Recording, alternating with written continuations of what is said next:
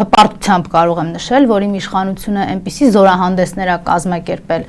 որոնց Նիկոլը անգամ մոտ գալ չի կարող։ Խոսքը հաղթանակած զորահանդեսների մասին է, խոսքը արժանապատիվ զինվորով զորահանդեսի մասին է, այլ ոչ թե զորահանդեսի, որտեղ կանգնած կներեք այս արտահայտության համար վարչապետը հայտարարում է, որ մեր թշնամին պայմանական է, հայտարարում է, որ այս զենքերը ոչ մի դեպքում չեն կիրառվելու,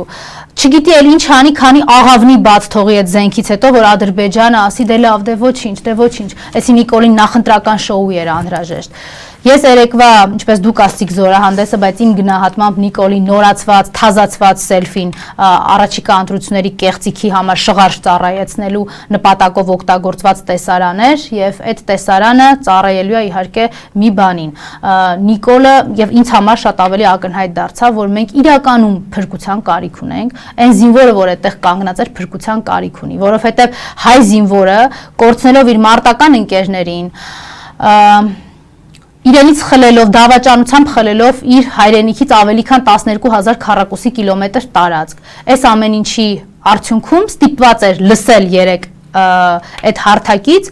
երևի մի 10 անգամ Ադրբեջանի անունն է տվել ու կրկնել։ Բայց դա մեր զորահանդեսներ չէ, մեր պետության մասին էր իբր։ Ինչպես կարող է մյուս կողմից էլ մեր պետության մասին էր, եթե խոսքը Նիկոլի եւ Ասվալչիկ Սուրոյի մասին է, մեկը ով իր սպային դանակահարել է, մենք այստեղ ենք հասել, մեր բանակի ներկայացվածությունը այսպիսի տեսք ունի։